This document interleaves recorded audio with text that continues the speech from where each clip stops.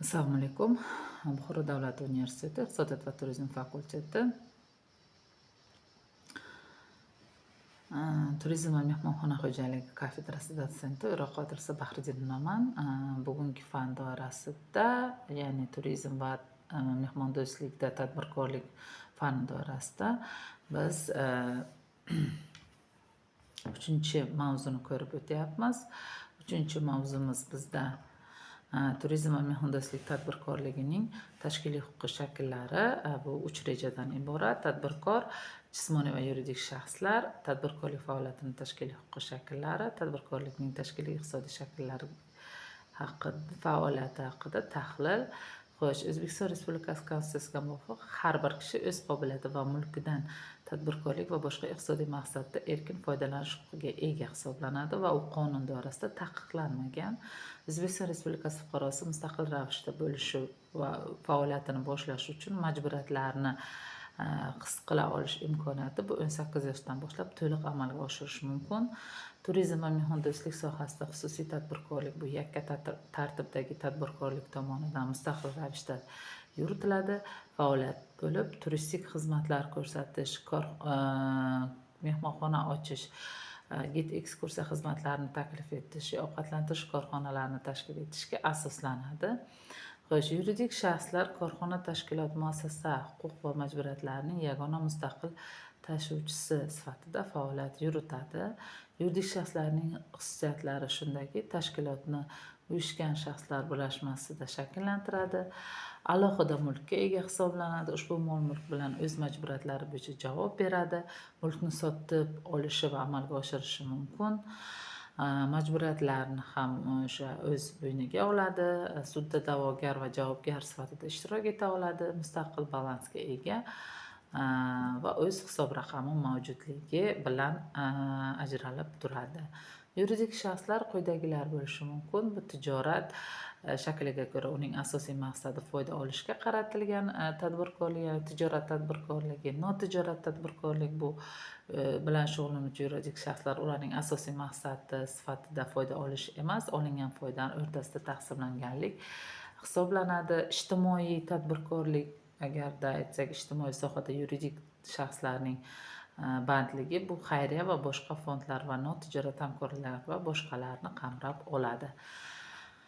Tadbirkorlik faoliyatining tashkiliy huquqiy shakllariga e'tibor qaratadigan bo'lsak, tashkiliy huquqiy shakli bu odamlarning birlashmalari va shakllarini ma'lum bir muddat ichida o'z iqtisodiy faoliyatini amalga oshirishi tuzilmasi va ushbu shaklini qonun hujjatlarida mustahkamlanishi hisoblanadi. Tadbirkorlik faoliyatining tashkiliy huquqiy shakllari faoliyati O'zbekiston Respublikasi Fuqarolik kodeksi va mexanizmlar bilan belgilanadi. Yaratish va faoliyat ko'rsatish qonun va qonun osti hujjatlari bilan tahlil qilinadi. Tadbirkorlik faoliyatining tashkiliy huquqiy shakllari tijorat tashkilotlarining quyidagi turlari mavjud. Xo'jalik sherikchiliklari va kompaniyalar, ishlab chiqarish korporativlari, unitar korxonalar bilan ushbu tijorat tashkilotlar farqlanadi. Tadbirkorlik subyektlarini tijorat tashkilotlari deb e'tirof etiladigan muvofiq ta'sischilar ulushlariga bo'linadi. Ustav kapital bilan hissalar shunga misol bo'ladi. Tadbirkorlik subyektlarining turlari quyidagilardan iborat: mas'uliyati cheklangan jamiyatlar, qo'shimcha mas'uliyatli jamiyatlar va aksiyadorlik jamiyatlariga aytiladi. Mas'uliyati cheklangan jamiyat sifatida tan olinadigan ustav kapitali aksiyalari, bo'lingan xo'jalik yurituvchi subyektlar ta'sis hujjatlari belgilangan o'lchamlar hisoblanadi. Ishtirokchilar soni 50 kishidan oshmasligi kerakligini, ta'sis hujjatlarini hisoblanadigan kelishuv hisoblanadi. Jamiyat ishtirokchilari uning majburiyatlari bo'yicha javobgar emasliklari va javobgarlik o'z zimmalariga olmaydilar. Qiymat doirasida kompaniya faoliyati bilan bog'liq yo'qotishlar xavfi ularning hissalariga ta'sir ko'rsatmaydi. Oliy boshqaruv organi general uchrashuvi bilan tahlil qilinadi, ya'ni rais tomonidan topilgan daromad taqsimlanib to'lanadi. Tijorat tashkilotlaridan tashqari notijorat tashkilotlar ham mavjud. Bu foyda olishni uni ishtirokchilari o'rtasida taqsimlashni maqsad qilmagan tashkilotlar hisoblanadi. Bular quyidagilar kiradi: iste'mol kooperativlari fuqarolarning ixtiyoriy birlashmalari hisoblanadi. Bu a'zolik asosida yuridik shaxslarni qondirish maqsadida ishtirokchilarning moddiy, boshqa va ehtiyojlari va tomonidan amalga oshiriladigan o'z a'zolarining mulkiy ulushlari badallarini birlashtiradi. Aksiya miqdori va badallari ta'sis hujjatlari ustav bilan belgilanadi. Qarzlar uchun javobgarlik va bir shaxsning boshqasiga qarz uchun javobgarlik bo'lganda uchun qo'shimcha badallar to'lanadi. Doirasida majburiyatlar va korporativ har bir a'zo ga teng bo'linadi. Ya'ni foyda ham, tavakkalchilikdagi risk ham teng mutanosibda taqsimlanadi korporativ boshqaruvda.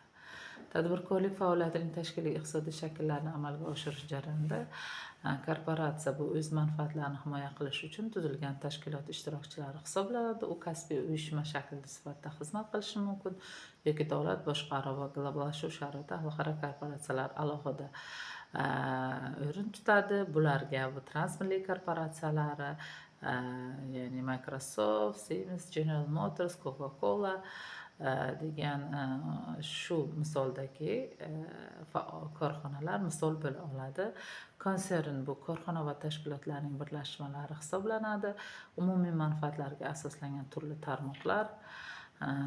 Kartel bu kelishuvga asoslangan birlashma shakli.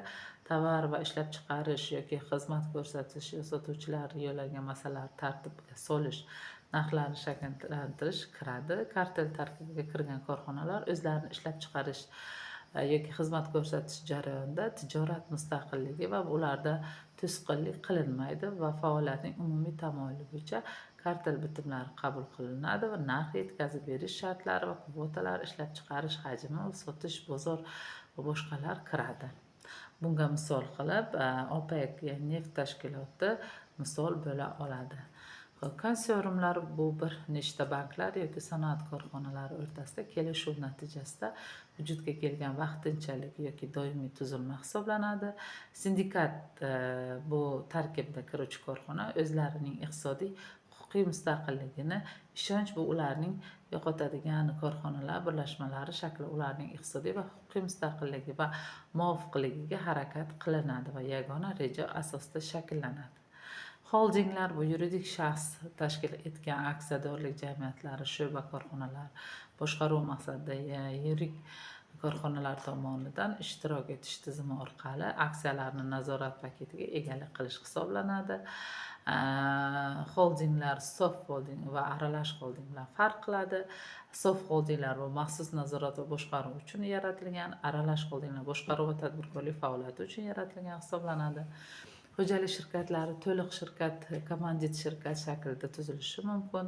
To'liq shirkatlar ishtirokchilari bu tuzilgan ta'sis shartnomasiga muvofiq shirkat nomidan tadbirkorlik faoliyati bilan shug'ullanadigan va uning majburiyatlari bo'yicha barcha ma'lumotlar bilan javob beradigan shirkat hisoblanadi. E'tiboringiz uchun rahmat. Sog' salomat bo'ling.